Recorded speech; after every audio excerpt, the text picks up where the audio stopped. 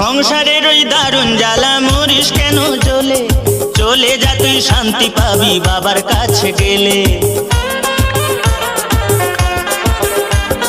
সংসারের ওই দারুণ জ্বালা মরিস কেন জ্বলে, চলে যা তুই শান্তি পাবি বাবার কাছে গেলে। একদেশ্বরে চলে যাবি রে, সেখানে ঢালতে হবে শুশুনিয়ার জল। একদেশ্বরে চলে যাবি রে, সেখানে ঢালতে হবে শুশুনিয়ার জল।